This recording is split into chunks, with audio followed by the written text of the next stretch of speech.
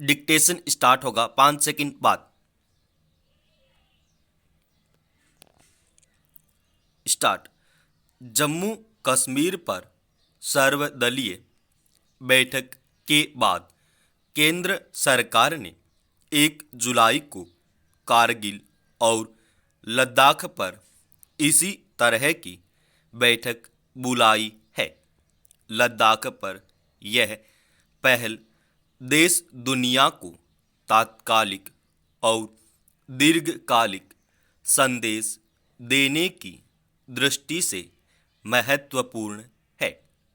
इस सीमावर्ती केंद्र शासित प्रदेश में चीन के साथ करीब 1 वर्ष से तनातनी चल रही है।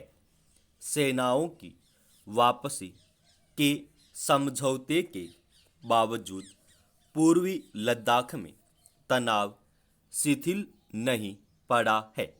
सरकार ने 2019 में जब जम्मू कश्मीर से अलग कर लद्दाख को केंद्र शासित प्रदेश का दर्जा दिया था, वहां नई यात्रा की उम्मीदों का उदय हुआ था। पिछले साल चीन की चालबाजियां इन उम्मीदों के लिए ग्रहण साबित हुई। लद्दाख को केंद्र शासित प्रदेश बनाना भी चीन की आंख की किरकिरी बना हुआ है। वह यह तथ्य मानने को तैयार नहीं है कि लद्दाख भारत का अभिन्न अंग है। भारतीय संसद और सरकार को वहां की प्रशासनिक संरचना में बदलाव का अधिकार है। दुनिया की कोई भी शक्ति भारत के इस अधिकार को नकार नहीं सकती। सामरिक दृष्टि से महत्वपूर्ण इस क्षेत्र पर चीन ने करीब 71 साल से नजरें गड़ा रखी हैं।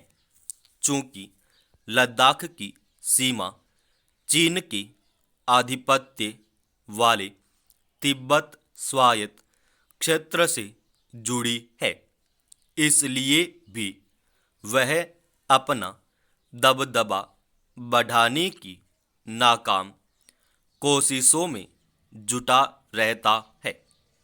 पिछले साल लेह लद्दाख की यात्रा के दौरान प्रधानमंत्री नरेंद्र मोदी ने चीन की नीतियों और दुस्साहस पर सटीक टिप्पणी की थी कि विस्तारवाद का दौर खत्म हो चुका है, यह विकास का दौर है। आज लद्दाख को चहुमुखी और बहुमुखी विकास के दौर का इंतजार है। अगर केंद्र सरकार को सारा ध्यान चीनी सेना के नापाक इरादों को नाकाम करने में नहीं लगाना पड़ता, तो यह दौर शायद साल भर पहले ही शुरू हो जाता। 1 जुलाई को होने वाली बैठक में दूसरे पहलुओं के साथ साथ लद्दाख के विकास के मुद्दे को सर्वोच्च प्राथमिकता देने की जरूरत है। दर्रों की इस भूमि पर प्रकृति की भरपूर कृपा है।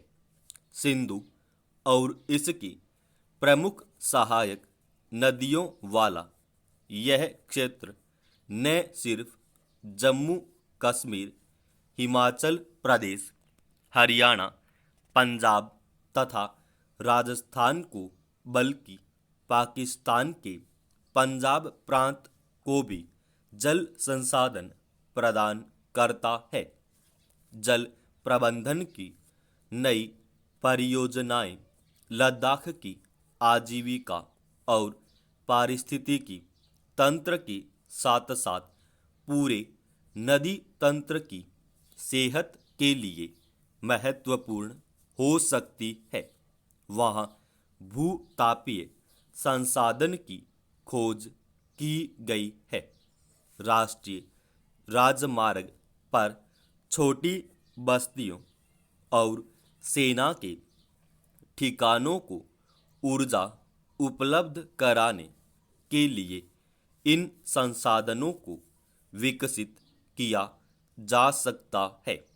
लद्दाख में ट्रैकिंग, पर्वतारोहण, मठों के बौद्ध पर्यटन जैसे आयोजन इसे पर्यटन के नक्शे पर भी चमका सकते हैं।